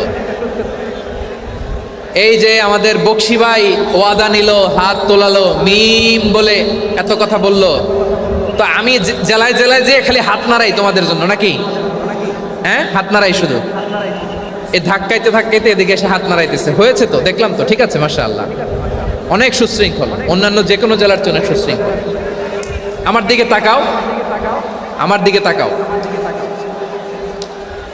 ঠিক আছে। এই যে দাঁড়িয়ে আছে, একটা ছেলে নড়ে না, দেখছেন? মাশাআল্লাহ মাশাআল্লাহ মাশাআল্লাহ। হ্যাঁ, এইভাবেই। আর কয়েকটা মজাদার কথা আছে, শোনো। এই হাদিস থেকে আমাদের শিক্ষা হলো, আমার প্রতিবেশী যেই ধর্মের হোক আমি সম্পর্ক রাখবো। অসুস্থ হলে যাব, কি বলেন ভাইরা? যাবেন না? যাবেন না আপনারা? আচ্ছা, 2 নম্বর শিক্ষা হলো, বিষ্ণু ইসা ইসলামের খাদেম ছিল ইহুদি, এতদিন খেদমত করলে একদিনও বিশ্বনবী ওরা কালিমার দাওয়াত দেয় নাই। কারণ কি? বিশ্বনবী একটা ভালো সময়ের অপেক্ষা করতেছিলেন, প্রপার টাইমিং। দাঈর কাজ হচ্ছে দাঈ ইলাল্লাহ, সে হচ্ছে সুযোগ সন্ধানী। দাঈ সুযোগ খোঁজে, কখন দাওয়া দিলে ব্যাটে বলে হবে, ঝোপ বুঝে কোপ মারে, ঠিক কিনা বলেন? বিষ্ণু ইসলাম ভালো সময়ের অপেক্ষা করতেছিলেন, দেখি ভালো সময় আসুক আসুক আসুক আসুক। আস্তে আস্তে এমন সময় আসছে, ছেলে এবার মুমূর্ষ। অসুস্থ ব্যক্তির হৃদয় অত্যন্ত নরম থাকে, হসপিটালে যখন কেউ যায় তার হৃদয়টা বড্ড নরম থাকে, মৃত্যুর ভয়ে তার অন্তরটা নরম থাকে, ঠিক কিনা বলেন? এই প্রপার টাইমিং এর অপেক্ষা করতেছিলেন। যখনই টাইমিং পেয়েছেন, দাওয়াত দিলেন, পড়ো লা ইলাহা ইল্লাল্লাহ, সুবহানাল্লাহ পড়েন সবাই। তাহলে ইসলাম অমুসলিম প্রতিবেশীর সাথে ভালো আচরণ করতে বলে। ইসলাম অমুসলিম মাতা পিতার সাথেও ভালো আচরণ করতে বলে। মাতা পিতা যদি অমুসলিম হয়, তারা ফেলে দিতে পারবেন? পারবেন? আমার লালমনিরহাটের ভাইয়েরা, অনেক হিন্দু ছেলে আমাদের হাতে শাহাদা পড়ে মুসলিম হয়, কিন্তু ওর মা মুসলমান হয় নাই, বাবাও হয় নাই, এরকম আছে না নাই? তো ও হয়েছে মুসলিম, মা বাপ হিন্দু, এখন মা বাপ কি বাদ? হ্যাঁ, মা বাপ বাদ দেয়া যাবে? যেই মা আপনারে 9 মাস 8 মাস পেটে ধারণ করলো, আপনার মায়ের নার ছেঁড়া ধন, আপনি ওই মারে বাদ দিতে পারবেন? যে মায়ের বুকের তাজা দুধ খেয়ে আপনি আজকে বাড়ন্ত তাজা তরতাজা, ওই মারে বাদ দেয়া যাবে? মায়ের এক ধারে দুধের দাম, কাটিয়া গায়ের চাম, পাপোশ বানাইলেও ঋণের শোধ হবে না, এমন দরদি ভাবে কেউ হবে না আমার মাহা গো। মায়ের এক ধারে দুধের দাম, কাটিয়া গায়ের চাম, পাপোশ বানাইলেও ঋণের শোধ হবে না, এমন দরদি ভাবে কেউ হবে না আমার মাহা গো, ঠিক কিনা? মাকে তো বাদ দেওয়া যায় না। وَقَضَى رَبُّكَ أَلَّا تَعْبُدُوا إِلَّا إِيَّاهُ وَبِالْوَالِدَيْنِ إِحْسَانًا। আল্লাহ বলে, অবধারিত 2টা ভার্ডিক্ট তোমাদের জন্য, এক আল্লাহর ইবাদত করবা আর মা বাবার প্রতি ইহসান করবা। আদেশটা কার? মা বাবার প্রতি ইহসান করতে হবে। আমার মা হিন্দু হোক ভালো আচরণ করতে হবে, বৌদ্ধ হোক ভালো আচরণ করতে হবে। আমার যে সমস্ত হিন্দু ভাইয়েরা মুসলিম হয়েছ, তোমাদের মা বাবা এখনো মুসলমান হয় নাই, তাদের সাথে ভালো আচরণ করতে হবে। আপনাদের খেদমত নিজে করতে হবে অথবা খেদমতের ব্যবস্থা করাই দিতে হবে। মান্থলি যে খরচ লাগে এটা দিতে হবে। আরে তুমি এখন মুসলিম, তোমার মা বাবা হিন্দু, এখনই তো সুযোগ ইসলামের সৌন্দর্য দেখানোর। এখন মা বাবা যদি দেখে আরে এটা হিন্দু থাকতে তো বদমাইশ ছিল, বেয়াদব ছিল, কি এমন ধর্ম সে গ্রহণ করলো যেটা গ্রহণের সাথে সাথে সে পাল্টে গেল, কি এমন ধর্ম সে গ্রহণ করেছে যেটা তার জীবনকে আলোকিত করে দিয়েছে। নসিব ভালো হইলে তারাও কালিমা পড়ে মুসলমান হয়ে যাবে। বিষ্ণু ইসা ইসলামের স্ত্রীর নাম ছিল আয়েশা রাদিয়াল্লাহু তাআলা আনহা, আবু বকর রাদিয়াল্লাহু তাআলা আনহুর মেয়ে। আবু বকর রাদিয়াল্লাহু তাআলা আনহুর আরেক মেয়ের নাম হচ্ছে আসমা। কি নাম? দুজনই আবু বকর রাদিয়াল্লাহু তাআলা আনহুর মেয়ে, আসমা আর আয়েশা। নাম দুটো কেমন লাগে? আসমা নামটা কেমন লাগে? আয়েশা নামটা কেমন লাগে? সবার ভালো লাগে নাই? নাম দুটো আপনাদের ভালো লাগে? লালমনিরহাটে অনাগত যদি কন্যা সন্তান হয়, যদি মনে চায় আসমা রেখে দিতে পারবেন, যদি মনে চায় আয়েশা রেখে দিয়েন। দেশে বিদেশে এয়ারপোর্টে রাস্তাঘাটে শুধু বলে হুজুর একটা নাম দেন, আমার ছেলের একটা নাম দেন, মেয়ের একটা নাম দেন। তো আমার মনে আছে যশোরের 8 দিনের মাহফিলে আমি একটা দুইটা নাম দিয়েছিলাম। আজকে লালমনিরহাটের এই প্রোগ্রামে কন্যা সন্তান যদি হয় দুটা নাম দিলাম, আসমা কিংবা আয়েশা। ইনশাআল্লাহ পড়েন। দুজন বোন, এক মায়ের না, বাবা এক মা দুজন। আয়েশা রাদিয়াল্লাহু তাআলা আনহার মায়ের নাম উম্মে রুমান, আর আসমা রাদিয়াল্লাহু তাআলা আনহার মায়ের নাম কুতাইলা বিনতে আব্দুল উজ্জা। আবু বকর রাদিয়াল্লাহু তাআলা আনহু 4টা বিয়ে করেছিলেন। তো একই ঘটনা ঘটেছে এই ফ্যামিলিতে। আসমা ইসলাম ধর্ম গ্রহণ করে মুসলিমা, কিন্তু তার মা কুতাইলা মুশরিকা। আই রিপিট, বোঝার জন্য আমি আবারও বলি, আসমা রাদিয়াল্লাহু তাআলা আনহা মুসলিমা, আর আসমার মা কুতাইলা, আওয়াজ করে বুঝে থাকলে বলেন, আসমার মা মুশরিকা। তার মানে মেয়ে মুসলিম, মা অমুসলিম। ভেজাল আছে না নাই? কিন্তু কুতাইলা আর ধৈর্য ধারণ করতে পারে না। নার ছেড়া ধন, কলিজার টুকরা ধন, কলিজার টুকরা সন্তান আসমারে দেখতে বড্ড মন চায়। সাইয়েদনা আসমা রাদিয়াল্লাহু তাআলা আনহা মক্কা থেকে হিজরত করে মদিনায় চলে গেলেন। হুদাইবিয়ার পর যখন মক্কা মদিনার ট্রাফিক স্বাভাবিক হলো, মক্কার লোক মদিনায় যায়, মদিনার লোক মক্কায় আসে। কুতাইলা কলিজার টুকরা সন্তান আসমারে দেখার জন্য কিছু উপহার নিয়ে বিশাল মরুপথ পাড়ি দিয়ে মক্কা থেকে মদিনায় যায়। সুবহানাল্লাহ বলেন। এখন মা আসছে মেয়ের সাথে দেখা করতে, মেয়ে তো আর দেখা দেয় না। মেয়ে ভাবছে আমার মা তো মুশরিকা, অপবিত্রা, তার সাথে কি দেখা দেয়া যাবে? বিশ্বনবীর দরবারে চলে গেলেন। সুবহানাল্লাহ বলেন। কি সৌভাগ্যবান ছিল তারা, মাসলা জানার দরকার হলেই নবীর দরবারে চলে যেত। ঘরে বউয়ের সাথে ঝগড়া হলে নবীর দরবারে চলে যেত। অনেক সাহাবী বলে আমার পেটে ক্ষুধা লাগলো আমি নবীর কাছে চলে যেতাম, কারণ নবীর চেহারার দিকে তাকালেই আমার পেটের ক্ষুধা মিটে যেত। সাইয়েদনা আসমা রাদিয়াল্লাহু তাআলা আনহা বিশ্বনবীর কাছে চলে গেলেন, যে বললেন ইয়া রাসূলুল্লাহ ইয়া হাবিবাল্লাহ ইন্না উম্মি কাদিমাতুন ইলাইয়া ওয়া হিয়া রাগিবা। আমার মা মক্কা থেকে অনেক দূর মরুর পথ পাড়ি দিয়ে উপহার সামগ্রী নিয়ে মদিনায় আমার সাথে দেখা করতে এসেছে গো নবী। আমার জানতে বড্ড ইচ্ছে হয় আমি আমার মুশরিকা মায়ের সাথে একটু দেখা করতে পারবো কিনা। আফা আসিলুহা, আগে যেমনি আমি আমার মায়ের সাথে ভালো আচরণ করতাম, যেমনি আমি আমার মায়ের সাথে সদাচরণ করতাম গো নবী, এখন আমি মুসলিমা মা মুশরিকা, এখনো কি আগের মতো সদাচরণ করতে পারবো নাকি? বিশ্বনবী বললেন নাম সিলিহা, হ্যাঁ রে আসমা, অবশ্যই অবশ্যই, আগে ঠিক যেমন তুমি তোমার মায়ের সাথে ভালো আচরণ করতে এখনো তেমনি আগের মতো ভালো আচরণ করবা। আওয়াজ করে পড়েন সুবহানাল্লাহ। কি ইসলাম আমরা পেয়েছি!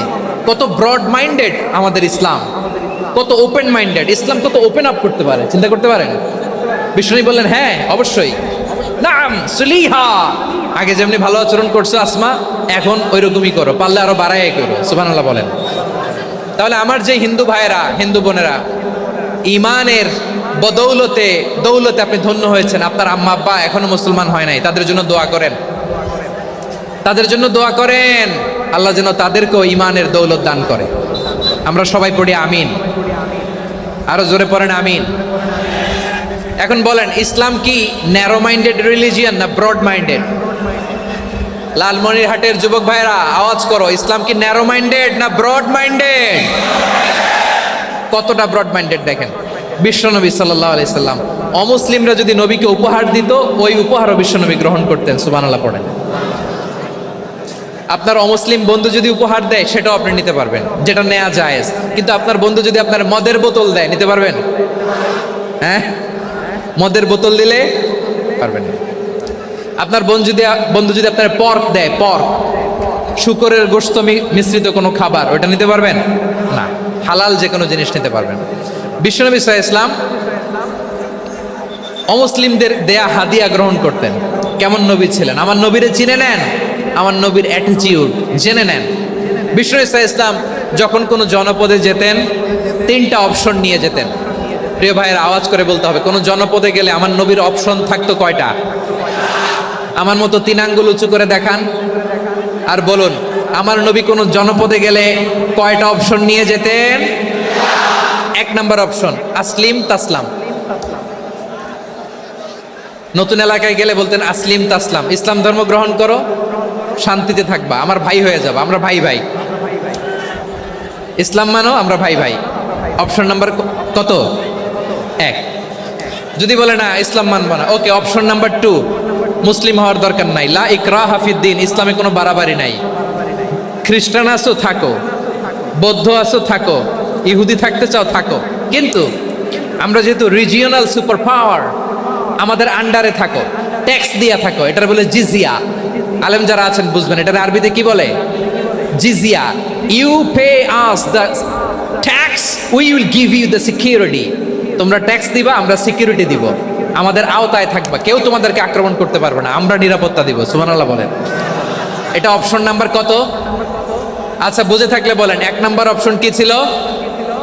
ইসলাম। ইসলাম মানো, শান্তিতে থাকবা, ভাই ভাই, আমরা ভাই ভাই। অপশন নাম্বার 2, ট্যাক্স দাও, আমরা নিরাপত্তা দিব, মুসলিম হওয়া লাগবে না। এখন 1 নাম্বারও মানে না, 2 নাম্বারও মানে না, মুসলিম হবো না, ভালো, খ্রিস্টান থাকো, ট্যাক্স দাও, আমরা সিকিউরিটি দিব না, এইটাও মানি না। বিষ্ণু বলেন, তাহলে তলোয়ার আমাদের আর তোমাদের মাঝে ফয়সালা করবে। মুসলিমও হবো না, ট্যাক্স দিবা, নিরাপত্তা দিব, আমরা সুপার পাওয়ার, আমাদের আন্ডারে থাকবে, এইটাও না। তাহলে তোমাদেরকে তো আমরা বিশ্বাস করতে পারি না, কখন না কখন বিশ্বাসঘাতকতা করো, কার সাথে মিলে হাত মিলাও, তলোয়ার আমাদের মাঝে ফয়সালা করবে। তখন তিনি জেহাদের সশস্ত্র সংগ্রামের ঘোষণা দিতেন। সুবহানাল্লাহ পড়েন। দেখেন, পশ্চিমারা জেহাদকে এইভাবে চিত্রায়িত করে না। ওরা জেহাদ বলতে বোঝায় তলোয়ার, হাত কাটো, গলা কাটো, না, জেহাদ সশস্ত্র সংগ্রাম 3 নম্বরে। অধিকাংশ ক্ষেত্রেই বিশ্বনবীর সুন্দর আচরণ দেখে, আরে আমার নবীর যে নুরানি চেহারা, অনেকে তো কেবল সিরেফ চেহারাটা দেখেই কালিমা পড়ে মুসলমান হয়ে গিয়েছে। যারা মুসলিম হয় নাই, তারা তাদের ইসলামেই বলবৎ ছিল, ট্যাক্স দিয়ে ইসলামের আন্ডারে ছিল। যারা এটাও মানে নাই, ওইটাও মানে নাই, তাদের বিরুদ্ধে জেহাদ। বিষ্ণু ইসলাম 7ম হিজরিতে যখন খায়বার বিজয়ের পরে ইসলাম রিজিওনাল সুপার পাওয়ার হিসেবে আত্মপ্রকাশ করলো, বিশ্বনবী চিঠি লিখলেন অন্যান্য সুপার পাওয়ারের কাছে, রাষ্ট্রীয় চিঠি লেখে এক রাষ্ট্রপ্রধান আরেক রাষ্ট্রপ্রধানের কাছে। ঠিক কিনা বলেন? জানেন না আপনারা? এই যে 24-এর ছাত্র নাগরিক অভ্যুত্থানে, এই অভ্যুত্থান যখন শুরু হয়, আমি তখন সাউথ আফ্রিকাতে, একটা স্ট্যাটাস দিয়েছিলাম, কোটা নয়, গোটা দেশ সংস্কার করা লাগবে।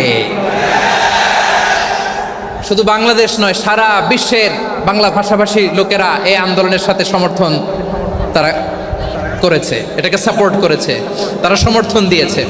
আমাদের ইউনাইটেড আরব আমিরাতের বাংলাদেশি ভাইয়েরা, তারা সেখানে রাস্তায় নেমে এসেছিল, জানেন?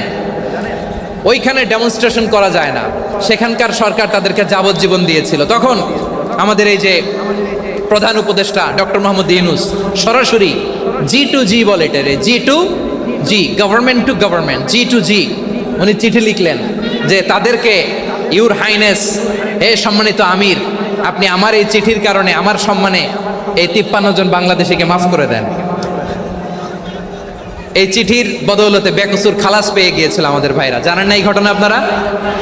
তাহলে গভর্নমেন্ট টু গভর্নমেন্ট চিঠি দেওয়া হয়। সপ্তম হিজরিতে বিষ্ণু ইসলাম সব সুপার পাওয়ারের কাছে চিঠি দিলেন, রোমান সম্রাটের কাছে, পারস্য অধিপতির কাছে, মিশরের অধিপতির কাছে, সবার কাছে চিঠি লিখলেন। চিঠির ভাষা ছিল এরকম, মিন মুহাম্মাদিন রাসূলিল্লাহ ইলা মুকাউকিস আযীমিল কিবত, মুহাম্মদ রাসূলুল্লাহর পক্ষ থেকে মিশরের বাদশার কাছে, আসলিম তাসলাম, ইসলাম মানো শান্তিতে থাকবা, সালামুন আলা মান ইত্তাবা আল হুদা, শান্তি তার জন্য যে হেদায়েতের অনুসরণ করে। সুবহানাল্লাহ পড়েন। তো এই চিঠি অনেকে ভালোভাবে রিসিভ করেছে, অনেকে এই চিঠি পাওয়ার পরে নবীর কাছে আবার ইন রিটার্ন উপহার পাঠিয়েছে। কি পাঠিয়েছে? উপহার। মিশরের বাদশা মুকাউকিস তিনি বিশ্বনবীকে বিশাল এক উপহারের ডালি পাঠিয়েছেন। মিশরের বাদশা মুকাউকিস ছিলেন ধর্মে খ্রিস্টান। লালমনিরহাটের ভাইয়েরা আওয়াজ করে বলেন, মিশরের বাদশা ধর্মে কি ছিল? খ্রিস্টান। কি উপহার দিয়েছিল আমার নবীকে? শুনতে মনে চায়? আওয়াজ নাই লালমনিরহাটের গলায়, শুনতে মনে চায়? 1000 স্বর্ণ মুদ্রা, 1000 স্বর্ণ মুদ্রা। 2টা খ্রিস্টান দাসী, একজনের নাম মারিয়া বিনতে শামাউন আল কিবতিয়া, আরেকজনের নাম সিরিন বিনতে শামাউন আল কিবতিয়া। একজন খ্রিস্টান দাস 20 থান কাপড় জামা বানানোর জন্য, আমরা নবী যেন সেলাই করে জামা বানাতে পারে এজন্য 20 থান কাপড়, 20 থান ফাইন গার্মেন্ট। সুবহানাল্লাহ পড়বেন না? এরপরে একটা গাধা যেটার নাম ছিল উফাইর, আর একটা খচ্চর, এটার নাম ছিল দুলদুল। খচ্চর চিনেন? গাধা আর ঘোড়ার ক্রসিং এ যে প্রাণীটা দুনিয়াতে আসে ওটার খচ্চর বলে। তো এই যে সুপার পাওয়ার খ্রিস্টান বাদশার কাছে নবী চিঠি লিখলেন, ওই খ্রিস্টান বাদশা আমার নবীকে উপহার দিল, বিশ্বনবী এই উপহারগুলো সানন্দে গ্রহণ করেছে। সুবহানাল্লাহ পড়বেন না? তাহলে অমুসলিম কেউ যদি আপনাকে উপহার দেয়, হালাল উপহার হলে আপনি গ্রহণ করতে পারবেন। অনুরূপভাবে পারস্যের বাদশা, রোম সম্রাট বিশ্বনবীকে উপহার পাঠিয়েছেন, আমার নবী সবগুলো উপহার গিফট গ্রহণ করেছেন। সুবহানাল্লাহ বলেন। তাহলে প্রিয় লালমনিরহাট আওয়াজ করে বলুন, ইসলাম কি ন্যারো মাইন্ডেড রিলিজিয়ন না ব্রড মাইন্ডেড? আম্মাজান আয়েশার কাছে মাসালা জানতে চায় মেয়েরা, হে আম্মাজান, অগ্নি উপাসকেরা তাদের ঈদের দিন নওরোজের সময় আমাদেরকে পাখি দেয়, নেওয়া যাবে? উনি বললেন, ওরা জবাই করে দিলে নেওয়া যাবে না, কিন্তু ওরা যদি ফলমূল এরকম খাবার দেয় এগুলো নেওয়া যাবে। তার মানে অমুসলিমদের দেয়া উপহার এটা গ্রহণ করা যায়। সুবহানাল্লাহ বলেন। শুধু তাই নয়, বিষ্ণু ঈসা ইসলাম অমুসলিমদের সাথে আর্থিক লেনদেনও করেছেন, ফিনান্সিয়াল ডিলিং করেছেন। অমুসলিমদের সাথে প্রয়োজনে আপনি ফিনান্সিয়াল ডিলিং করতে পারবেন। আমরা প্রায় দেখি বাজারের মিষ্টির দোকানগুলো আমার হিন্দু ভাইদের। লালমনিরহাটে মিষ্টির দোকান, দইয়ের দোকান কারা চালায়? হিন্দুরা চালায় না? তারপরে যে বারবার শপ, চুল কাটে যে নাপিত, অধিকাংশ নাপিতের দোকানে কারা? আমার হিন্দু ভাইরা। তা আপনি চুল কাটতে পারবেন কিনা? পারবেন কিনা বলেন? পারবেন। তার দোকান থেকে দই মিষ্টি কিনতে পারবেন কিনা? হ্যাঁ, আমার মুসলিম ভাইয়ের দোকান থাকলে ওইটারে আমি বেশি প্রায়োরিটি দিব, ঠিক কিনা?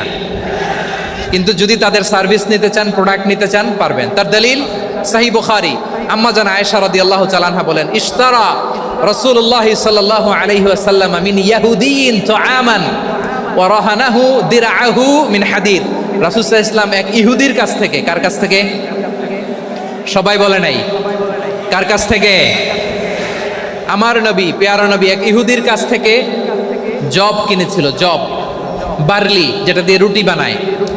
ওই জবের দাম দেওয়ার টাকা পয়সা নবীর কাছে ছিল না, ফলে নবী ওনার একটা পোশাককে মর্গেজ রেখেছিলেন, মর্গেজ, বন্ধক, যে এখন এটার দাম দিতে পারবো না, কয়েক কেজি বার্লি নিয়ে যাই আর বন্ধক হিসেবে আমার জামাটা রেখে গেলাম, যেদিন দাম দিব ওই দিন জামাটা ছুটাই নিয়ে যাব।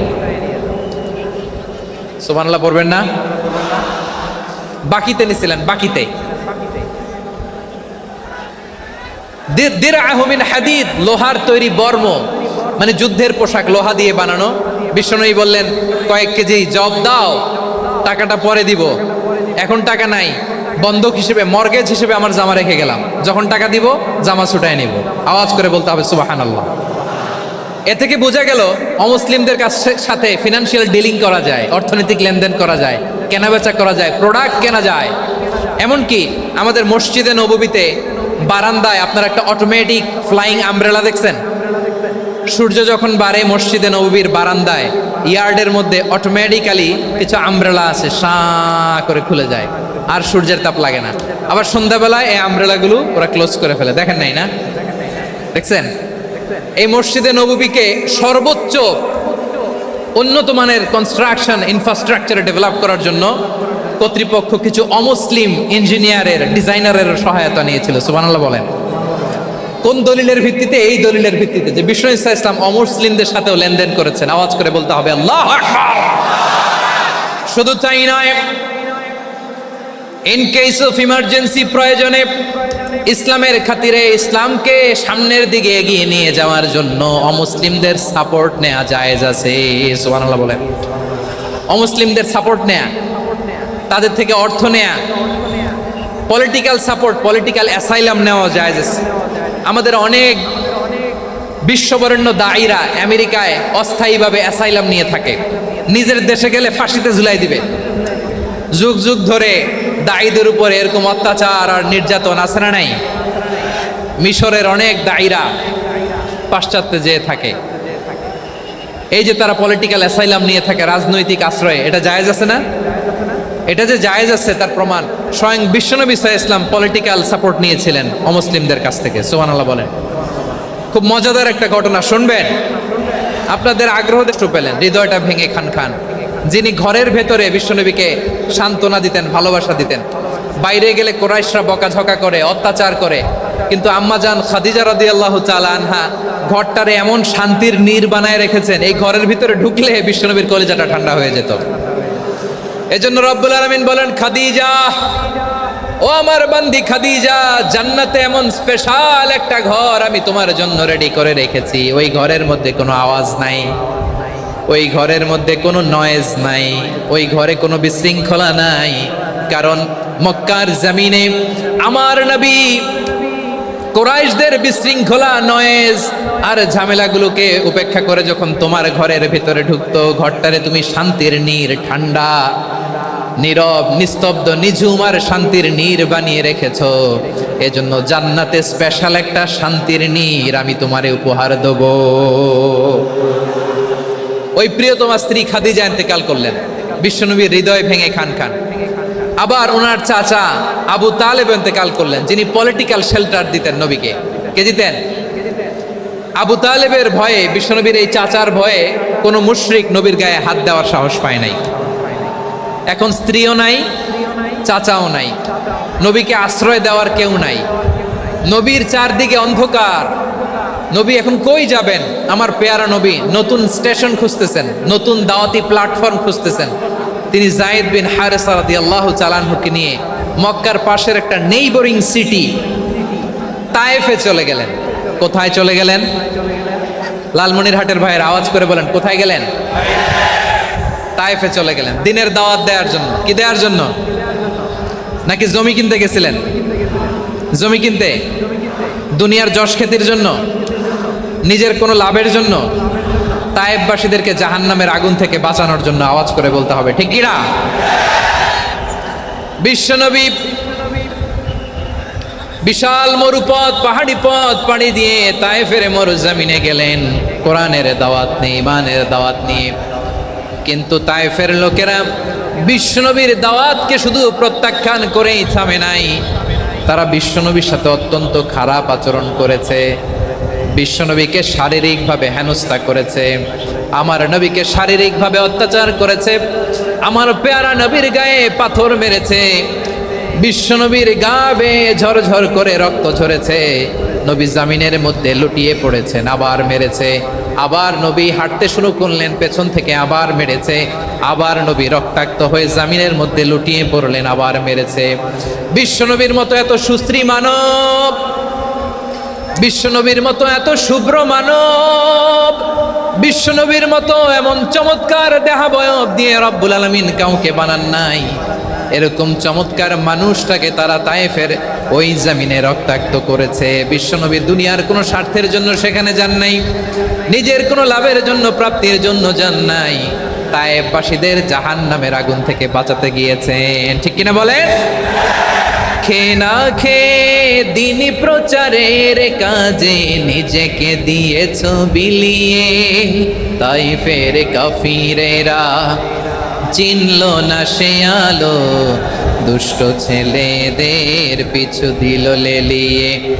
পাথরের আঘাতে ক্ষত বিক্ষত হয়ে সারা শরীর থেকে রক্ত ঝরে।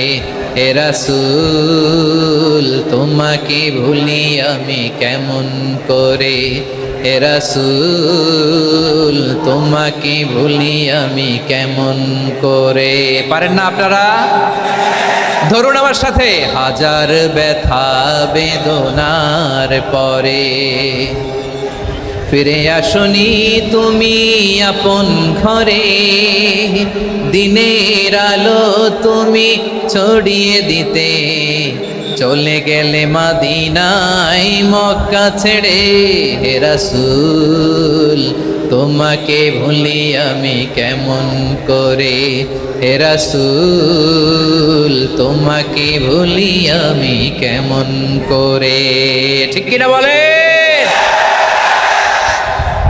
প্রিয় ভাইরা, তায়েফের ছেলেরা নবীকে রক্তাক্ত করলো। আমার নবী কই যাবে? কই যাবে? মক্কায় জায়গা নাই, তায়েফে জায়গা নাই। তায়েফ থেকে ভারাক্রান্ত মন নিয়ে আমার নবী মক্কায় ফিরে আসলেন। বিশ্ব নবী মক্কায় ঢুকতে পারেন না। মক্কার মরুভূমির দিকে তাকিয়ে, উপত্যকার দিকে তাকিয়ে বিশ্বনবী ধা ধা করে কাঁদেন, ঝরঝর করে। নবীর চেহারা মোবারক থেকে চোখের পানিগুলো বেয়ে বেয়ে পড়ে। আমার জন্মস্থান, আমার শৈশব, কৈশোর, যৌবন কেটেছে এই মক্কায়। আমার এলাকায় আমি ঢুকতে পারি না। বিশ্বনবী মক্কার অনতি দূরে দাঁড়িয়ে জায়েদকে পাঠালেন, জায়েদ যাও দেখো কেউ আমাকে সাপোর্ট করার মতো আছে কিনা, যাও অমুকের কাছে যাও। জায়েদ গেলেন, তারাও প্রত্যাখ্যান করে ফিরিয়ে দেয়। বিশ্বনবী বললেন যাও অমুক লোকের কাছে যাও, তিনিও প্রত্যাখ্যান করে ফিরিয়ে দিলেন। কেউ বিশ্বনবীকে আশ্রয় দিতে রাজি হয় না। নিজ জন্মভূমিতে বিতাড়িত বিশ্বনবী, সর্বশেষ বিশ্বনবী বললেন যাও মুতঈম ইবনে আদির ঘরে যাও। মুতঈম ইবনে আদি মুশরিক, তার কাছে যাও। গেলেন, মুতঈম ইবনে আদি রাজি হয়ে গেল। সুবহানাল্লাহ বলেন। দেখেন, অনেক বিপদের সময়ও আমি নিজে সাক্ষী, সামাজিকভাবে, রাজনৈতিকভাবে কত ঝঞ্ঝা, কত ষড়যন্ত্র, কত কনস্পাইরেসি পাড়ি দিয়ে আমাদেরকে সামনে এগিয়ে যেতে হয়। এই শত্রুদের ভেতরেও একজনকে দাঁড় করিয়ে দেয় যে আল্লাহর কোরআনের জন্য রেডি হয়ে যায়। পড়েন সুবহানাল্লাহ। মুতঈম ইবনে আদি, আল্লাহ তার মনকে নরম করে দিলেন। মুতঈম বলে, মুহাম্মদ আমি তোমাকে আশ্রয় দিব। তার দুই ছেলেকে পাঠালেন, যাও খোলা তলোয়ার নিয়ে, স্কট দিয়ে, গার্ড অফ অনার দিয়ে মোহাম্মদকে মক্কায় ঢুকাও, আর বলো আমি আমান দেব। আমান কি দিব? আমান মানে সিকিউরিটি, নিরাপত্তা। সিকিউরিটি ছাড়া, আমান দেওয়া ছাড়া কেউ থাকতে পারতো না মক্কায়। দুই ছেলে বিষ্ণু ইসা ইসলামকে নিয়ে আসলো। নবী কাবার চারদিকে তাওয়াফ করলেন, নামাজ পড়লেন। আবু জাহেল, উতবা, শাইবা, ওয়ালিদ ইবনে মুগীরা সবাই দেখে, কেউ কিছু করতে পারে না। কারণ মুতঈম ইবনে আদি ঘোষণা দিয়েছেন আমি মুহাম্মদকে আমান দিয়েছি, মুহাম্মদের গায়ে যেন কেউ স্পর্শ না করে। আওয়াজ করে পড়েন সুবহানাল্লাহ। নবীর এই বিপদকালে মুহূর্তে মুতঈমের হৃদয়টারে নরম করে দিল কে? আচ্ছা লালমনিরহাটের ভাইয়েরা বলেন, এই মুতঈম কি মুসলিম ছিল না মুশরিক? সবাই বলতে হবে মুসলিম না মুশরিক? তাহলে মুশরিকের কাছ থেকে নবী পলিটিক্যাল অ্যাসাইলাম, আধুনিক রাষ্ট্রবিজ্ঞানের ভাষায় পলিটিক্যাল অ্যাসাইলাম, যেটাকে বলে রাজনৈতিক আশ্রয়, ওনার আমান বা নিরাপত্তার এই ঘোষণায় তিনি মক্কায় ঢুকলেন। যতদিন নিরাপত্তা ছিল ছিলেন। মুতঈম যখন মারা গেল, বিষ্ণু ইসলাম হিজরত করে মদিনায় চলে গেলেন। সুবহানাল্লাহ। কিন্তু মুতঈম যে বিশ্বনবীর উপকার করছে এটা বিশ্বনবী ভুলে নাই। আমাদের অনেকে আছে উপকার করার পরে আর খেয়াল থাকে না, খাওয়ার পরে গলা দিয়ে নামলে আর খেয়াল থাকে না। এরকম আছে না নাই? আমার নবী ভুলে নাই। বদরের প্রান্তরে 70 জন কাফেরকে যখন বন্দি করে বিশ্বনবীর সামনে হাঁটু গেড়ে দাঁড় করানো হলো, বসানো হলো। 70 জন কাফের, কয়জন? বিশ্বনবী তাদের দিকে তাকিয়ে বললেন, সহিহ বুখারীর বর্ণনা, লাউ কানাল মুতঈম ইবনু আদি হাইয়ান সুম্মা কাল্লামানি হাউলাই নাতনা লা তারাকতুহুম লাহু। বদরের প্রান্তরে 70 জন বন্দী কাফিরের দিকে তাকিয়ে আমার নবী বললেন, আজকে মুতঈম ইবনে আদি যদি বেঁচে থাকতো আর তোমাদের 70 জনের ব্যাপারে যদি মুতঈম এক বাক্যে একটা সুপারিশ করত, তার সম্মানে আজকে তোদের সবাইকে আমি মাফ করে দিতাম। সুবহানাল্লাহ নাই? ওই যে চিল্লাচিল্লি যে কথা বোঝে নাই, কোন জিনিস মিস করছে ওরা নিজেরাও বোঝে নাই। বিশ্বনবী মুতঈমের এই সাহায্যের কথা বলে নাই। 70 জন মুশরিক হাঁটু গেড়ে বসা, নবী চাইলে এখনই এক্সিকিউশন অর্ডার দিতে পারে। তিনি বললেন, আজকে যদি মুতঈম বেঁচে থাকতো আর মুতঈম যদি তোদের জন্য সুপারিশ করতো, এই আবর্জনাগুলোর ব্যাপারে সুপারিশ করতো, আমি মুহূর্তেই তোদেরকে এমনি মাফ করে দিতাম। এবার বলেন, ইসলাম কি ন্যারো মাইন্ডেড না ব্রড মাইন্ডেড? শুধু তাই নয়, যাকে যে সম্মান দেয়ার আমার নবী দিতেন, হোক আস্তিক হোক নাস্তিক, হোক মুসলিম হোক অমুসলিম। বিষ্ণু ইসলাম যখন রোমান সম্রাটের কাছে চিঠি লিখেছেন, আমার প্রিয় লালমনিরহাটের ভাইরা, অল্প কয়েক মিনিট কয়েকটা জরুরি কথা বলবো, এদিকে তাকান, এদিকে তাকান। রোমান সম্রাটের কাছে বিশ্বনবী যখন চিঠি লিখলেন মিন মুহাম্মদ রাসূলিল্লাহ ইলা হিরাকলা আযীমির রোম। মুহাম্মদের পক্ষ থেকে হিরাক্লিয়াসের কাছে, যিনি হচ্ছেন আযীমির রোম। এটা নবী নিজ থেকে বানায় লিখছেন অতিরিক্ত সম্মান দিয়ে। কোন রাষ্ট্রপ্রধান যখন আসে তাদেরকে আমরা কি বলি জানেন? তার নামের শেষে HE এটা লিখতে হয়, H.E. মানে হিজ এক্সেলেন্সি। কি লেখে? হিজ এক্সেলেন্টি, অথবা ইউর হাইনেস, ইউর ম্যাজেস্টি। দেখেন, বিশ্বনবী সাল্লাল্লাহু আলাইহি ওয়াসাল্লাম সব নবীদেরও নবী। তিনি একজন মুশরিক খ্রিস্টান সম্রাট রোমান সম্রাটের কাছে চিঠি লিখতে যায়, লিখতেছে ইলা হিরাকলা আযীমির রোম। হিরাক্লিয়াসের কাছে আমার চিঠি, যিনি রোমের আযীম, হিজ হাইনেস, মানে রোমের অনেক সম্মানিত এক বাহাদুর। আওয়াজ করে বলেন সুবহানাল্লাহ। তার মানে যাকে যে সম্মান দেয়ার এটা বিশ্বনবী দিতেন। এমনকি যেই ইহুদিরা ভালো ছিল, এই ইহুদিদেরও প্রশংসা করেছেন বিশ্বনবী মুহাম্মদুর রাসূলুল্লাহ সাল্লাল্লাহু আলাইহি ওয়াসাল্লাম। এক ইহুদির প্রশংসা করেছেন বিশ্বনবী। ইহুদির কার? আমি তো আমার ভাইয়ের প্রশংসা করি না, আমি তো এক আলেম আরেক আলেমরে স্পেস দেই না, আমি তো এক দায়ী আরেক দায়ীর সাথে বসতে চাই না। আমার নবী ইহুদির প্রশংসা করে। কার প্রশংসা? ওই ইহুদির নাম ছিল মুখাইরিক। সিরাত গ্রন্থ ঘাটলে পাবেন। তিনি বলেছেন, মুখাইরিক খাইরু ইয়াহুদ, Mukhayriq is the best of the Jews. জুইশদের মধ্যে সে সবচেয়ে ভালো। কেন প্রশংসা করলেন তার? এর কারণ মদিনা চার্টারে কথা ছিল সব ধর্মের মুসলিম, মুশরিক, ইহুদিরা মিলে মদিনাকে রক্ষা করবে। কিন্তু 3য় হিজরিতে যখন উহুদের যুদ্ধ শুরু হলো, সবার কথা ছিল যেই আক্রমণ করে আমরা মদিনাকে বাঁচাবো। কোন শহরকে বাঁচাবো? মদিনাকে। কিন্তু কুরাইশরা যখন অ্যাটাক করলো, ইহুদিরা আর আসে না, ইহুদিরা আর বেরোয় না। বিষ্ণু বললেন, ওহে ইহুদিরা, তোমরা না চুক্তি করলে আমার সাথে যে মদিনা বাঁচাতে সবাই ঝাঁপিয়ে পড়বো, আসো। একটা ইহুদিও বেরোয় না, কেউ আসে না সেদিন, একজন ছাড়া। তার নাম মুখাইরেক। তার নাম কি? মুখাইরেক বাহাদুরের মতো ঘোড়সাওয়ার হয়ে বেরিয়ে গেলেন এবং বললেন, গোটা ইহুদি সাম্রাজ্যের একজনও যদি না আসে, আমি মুখাইরেককে কেউ ঘরে আটকে রাখতে পারবে না। বেরিয়ে আসলেন, এসে বললেন, আমি মুহাম্মদের পক্ষে যুদ্ধ করব। আমি মারা গেলে আমার সম্পদ আমার উত্তরাধিকারীরা পাবে না, আমার সম্পদ তোমরা মুহাম্মদকে দিয়ে দিবা। সুবহানাল্লাহ বলেন। উহুদের ময়দানে 70 জন মুসলমান শহীদ হলো। এই ইহুদি, সেও মুসলমানের পক্ষে যুদ্ধ করে নিহত হলো। সুবহানাল্লাহ বলেন। মুসলিমদের লাশ যখন নিয়ে আসা হলো, এই মুখাইরিকের লাশও নিয়ে আসা হলো। মুসলিমদের লাশের পাশে মুখাইরিকের লাশ দেখে বিশ্বনবী মুখাইরিকের প্রতি অনেক খুশি হলেন। আর বিশ্বনবী খুশি হয়ে বললেন, মুখাইরিক খায়রু ইয়াহুদ। মুখাইরিক, যদিও তুমি ইহুদি, তারপরেও তুমি সব ইহুদিদের মধ্যে সেরা ইহুদি। পড়েন সুবহানাল্লাহ। আমার নবী ইহুদিকেও সম্মান দিতে কার্পণ্য করে নাই। আওয়াজ করে বলেন আল্লাহু আকবার। প্রিয় ভাইরা, এবার সর্বশেষ আওয়াজ করে বলেন, ইসলাম কি ন্যারো মাইন্ডেড নাকি ব্রড মাইন্ডেড? সবাই বলেন, ন্যারো মাইন্ডেড না ব্রড মাইন্ডেড? এজন্য অমুসলিম হইলেই তারা আমাদের শত্রু নয়। শত্রু কারা? এই লালমনিরহাটের ভাইয়েরা শোনেন, শত্রু কারা? যে সমস্ত অমুসলিম আমাদেরকে নিশ্চিহ্ন করে দিতে চায়, যে সমস্ত অমুসলিম আমাদের ভূখণ্ড থেকে আমাদেরকে তাড়িয়ে দিতে চায়, যে সমস্ত অমুসলিম আমার ধর্ম নিয়ে তুচ্ছতাচ্ছিল্য করে চিল্লায় বলেন ঠিক কিনা, তারা আমাদের শত্রু। সাধারণ অমুসলিমরা আমার শত্রু নয়। এই যে হিন্দুরা থাকে এরা আমার ভাই, বৌদ্ধরা আমার ভাই, খ্রিস্টানরা আমার ভাই, ইহুদিরা আমার ভাই। তারা দিনই ভাই নয়, তারা মায়ের পেটের ভাই নয়, তারা মানবিক দিক থেকে ভাই। ও মানুষ, আমিও মানুষ। ইসলাম মানুষকে সম্মান করে, চিল্লায় বলো ঠিক কিনা।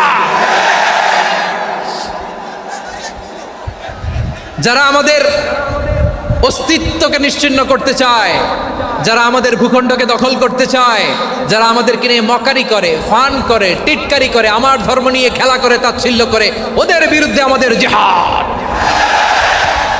সাধারণ মুসলিম আমাদের শত্রু নয়। আপনি জানেন নিউ ইয়র্কে, আমি তো নিউ ইয়র্কে ছিলাম অনেকদিন, ওখানে ফিলিস্তিনিদের পক্ষে যখন আমরা মিছিল করেছি, অনেক ইহুদি আমাদের সাথে মিছিলে দাঁড়িয়েছে। কারণ ওরাও জানে এই ভূখণ্ড ফিলিস্তিনিদের ভূখণ্ড। আওয়াজ করে বলো লালমনিরহাট ঠিক কিনা।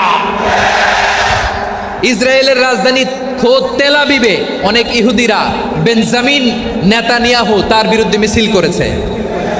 তো তারা কি আমাদের শত্রু? না। অনেক খ্রিস্টান আমাদের সাথে আমাদের স্বার্থ রক্ষায় আমাদের পাশে দাঁড়িয়েছে। খেয়াল রাখবেন, হিন্দু আর হিন্দুত্ববাদ এক নয়, ইহুদি ধর্ম আর জায়নিজম এক নয়। জায়নিজমের বিরুদ্ধে আমাদের সংগ্রাম, আমাদের জেহাদ, চিল্লায় বলেন ঠিক কিনা। এই যে ফিলিস্তিনের ভাইয়েরা, তারা তাদের স্বাধীনতা সংগ্রামের জন্য লড়াই করছে, করে যাচ্ছে, আমরা এটাকে সমর্থন জানাই, চিল্লায় বলো ঠিক কিনা। কাশ্মীরের ভাইয়েরা স্বাধীনতার জন্য সংগ্রাম করছে, আমরা সেই সংগ্রামকে সমর্থন জানাই, আওয়াজ করে বলো ঠিক কিনা। যারাই আমাদের ইসলামকে নিশ্চিহ্ন করতে চায় তাদের বিরুদ্ধে আমাদের সংগ্রাম, আওয়াজ করে বলতে হবে ঠিক কিনা। ওই সমস্ত দুর্বৃত্তদের সাথে আমাদের কোনো সম্পর্ক নাই। আমরা যদি ঐক্যবদ্ধ থাকতে পারি, ওই দুর্বৃত্তরা চান্স পাবে না। আমরা ঐক্যবদ্ধ থাকতে রাজি আছি। লালমনিরহাটের ভাইয়েরা, আমরা ঐক্যবদ্ধ থাকলে ওই দুর্বৃত্তদের কালো হাত ভেঙে দিতে আমাদের সময় লাগবে না। তাদের কালো হাত ভেঙে দিতে রাজি আছো মুসলমান? কারা কারা রাজি? দু হাত তুলে দেখাও।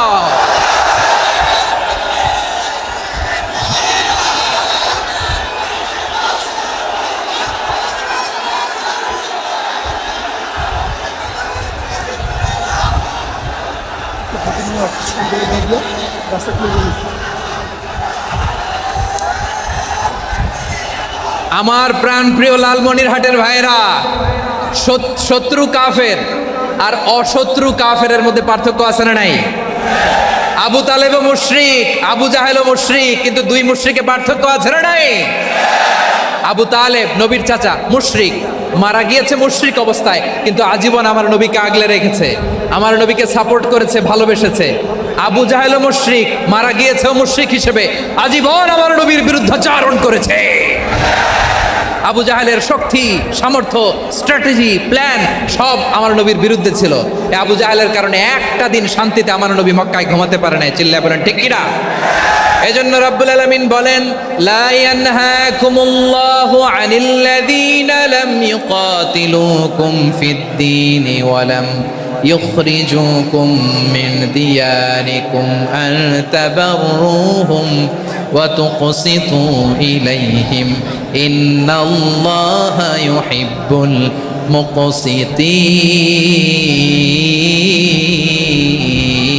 المقسطين। আল্লাহ বলে, গোলামেরা শোনো শোনো, যে সমস্ত অমুসলিম তোমাদের সাথে ধর্মযুদ্ধে লিপ্ত হয় না, তোমাদের বিরুদ্ধে যে সমস্ত অমুসলিম অস্ত্র ধরে না, যে সমস্ত মুসলিম তোমাদেরকে তোমাদের জন্মস্থান থেকে, ভূখণ্ড থেকে তাড়িয়ে দেয় না, তাদের সাথে ভালো আচরণ করতে আমি আল্লাহ নিষেধ করি নাই। তাদের সাথে সদাচরণে কোনো নিষেধাজ্ঞা নাই, বরং তাদের সাথে সদাচরণ করো, এটাই আমি আল্লাহ চাই। তাহলে আমার যে অমুসলিমরা আমাদের সাথে শত্রুতা করে না, তুচ্ছতাচ্ছিল্য করে না, আমাদের ভূমি থেকে আমাদেরকে উচ্ছেদ করতে চায় না, আমাদের বিরুদ্ধে অস্ত্র ধরে না, ওই অমুসলিম ভাইদের সাথে আমাদের কোনো দ্বন্দ্ব আছে? কোনো বিরোধ আছে? বরং আছে ভালোবাসা। বরং আছে কি? এই ভালোবাসা দিয়েই আমরা বিশ্ব জয় করবো। রাজি আছো মুসলমান? আমাদের পুঁজি ভালোবাসা। আমাদের পুঁজি কি? এবার আওয়াজ করে বলেন, আমার এই পুরো আলোচনা থেকে the religious coexistence, peaceful coexistence, শান্তিপূর্ণ সহাবস্থান, কমিউনাল হারমোনি, এই সাম্প্রদায়িক সম্প্রীতি, এই আলোচনা থেকে কি বুঝলেন? ইসলাম কি ন্যারো মাইন্ডেড না ব্রড মাইন্ডেড? এই ব্রড মাইন্ডেড হৃদয় নিয়ে, ভালোবাসা দিয়ে আমরা বিশ্ব জয় করতে চাই। রাজি আছেন? আল্লাহ কবুল করুক, আমরা সবাই পড়ি আমিন। লালমনিরহাটের জেলা স্টেডিয়ামে আমার প্রিয় মায়েরা, বোনেরা, আপনাদের জন্য একটা হাদিস বলে শেষ করব। বিশ্বনবী বলেন, আমার মায়েরা খেয়াল করে শুনুন, বিশ্বনবী আপনাদের উদ্দেশ্য করে বলেন, আল মারআতু ইযা সাল্লাত খামসাহা ওয়া সামাত শাহরাহা হাফিজাত ফুরুজাহা আতাআত বা'লাহা ফালতাদখুল মিন আইয়ি আবওয়াবিল জান্নাতি শাআত। বিশ্বনবী বলেন, ও রমণীরা, ও নারীরা, যে সমস্ত নারী এই 4টা কাজ করবে, এই 4টা কাজের গ্যারান্টি দিবে, তাদেরকে জান্নাতের 8টা দরজার গ্যারান্টি দেয়া হবে। কি 4টা কাজ? 1 নাম্বার, আল মারআতু ইযা সাল্লাত খামসাহা, যে নারী 5 ওয়াক্ত নামাজ পড়ে। কি করে? জেলা স্টেডিয়ামে অবস্থানরত আমার নারীরা, বোনেরা, বিশ্বনবী আপনাদেরকে 4টা কাজের কথা বলেছেন, খুব বেশি না। 4টা করলে 8 জান্নাতের দরজা সব খোলা। কোনটা দিয়ে যাবেন? যেটা দিয়ে মনে চায়। 1 নাম্বার 5 ওয়াক্ত নামাজ। আমার বোনেরা জোহরের নামাজ পড়তে পড়তে এটা আসরে নিয়ে যায়, আসর পড়তে পড়তে এটা মাগরিবে নিয়ে যায়। এরকম আসরা নাই? লালমনিরহাটে হয়তো নাই। আমার বোনেরা এটা করবেন না। ইন্নাস সালাতা কানাত আলাল মুমিনিনা কিতাবাম মাওকুতা, সময় মতো পড়বেন। সামাত শাহরা, রমাদানের রোজাগুলো রাখবেন। হাফিজাত ফুরুজাহা, যে নারী তার চরিত্রকে হেফাজত করে, তার প্রাইভেট হেফাজত করে, তার লজ্জাস্থান হেফাজত করে। ও মায়েরা, আপনার এই গর্ভ যে কত দামি আপনি জানেন না। আপনার এই গর্ভ থেকে জন্মাবে আগামীর সালাহুদ্দিন আল আইয়ুবী। আপনার গর্ভ থেকেই জন্মাবে ইমাম আল মাহদি আল মুনতাজার। আপনার পেট থেকে জন্মাবে আবু সাইদের মতো বীর সৈনিক। আপনার পেট থেকে জন্মাবে মুগ্ধের মতো বীর মুজাহিদ। আপনি জানেন না কে আসবে আপনার পেট থেকে। সময়টাকে কাজে লাগান, ইসলামকে বুঝেন, মানেন, আমাদের ইসলামিক লেকচারগুলো শোনেন। আমরা যে বার্তাগুলো, ইনস্ট্রাকশনগুলো, দিক নির্দেশনাগুলো আপনাদের খেদমতে রাখি, এগুলো মেনে চলুন। আপনিই পারেন আপনার ঘরটাকে জান্নাতের টুকরা বানাতে। একটা family, it's a very big institution and you are the MD, the managing director of this institution. চিল্লায় বলেন ঠিক কিনা? চাইলেই পারেন ঘরটারে জান্নাতের টুকরা বানাতে। 5 ওয়াক্ত সালাত, রমাদানের রোজা, নিজের চরিত্রের হেফাজত, ও আতাআত বা'লাহা, স্বামীর আনুগত্য। এটাতে অনেকে ভুল করে থাকে। হায় রে আমার বোনেরা, স্বামীর আনুগত্যকে এটা নিজের অপমান মনে করবেন না। আপনার স্বামী আপনার সবচেয়ে বড় গার্ডিয়ান, তিনি আপনার সবচেয়ে ভালো চায়। নারী কখনো গার্ডিয়ানশিপের বাইরে থাকতে পারে না। হয় আপনি বাবার গার্ডিয়ানশিপের ভেতরে, বাপ না থাকলে ভাই আপনার গার্ডিয়ান, ভাই না থাকলে চাচা গার্ডিয়ান, বিয়ের পরে আপনার স্বামী আপনার গার্ডিয়ান। শরিয়া সম্মত স্বামীর আদেশগুলো আপনি মেনে চলবেন, কিন্তু শরিয়া বিরুদ্ধ কোনো আদেশ মানতে আপনি বাধ্য নয়। আওয়াজ করে বলুন সবাই ঠিক কিনা? এই 4টা কাজ যদি কোনো নারী করে, বিষ্ণুই বলেন জান্নাতের 8টা দরজা খোলা। তোমার যেটা দিয়ে মনে চায় সেটা দিয়ে জান্নাতে তুমি এন্ট্রি নিতে পারবা। আমরা এখানে লালমনিরহাটের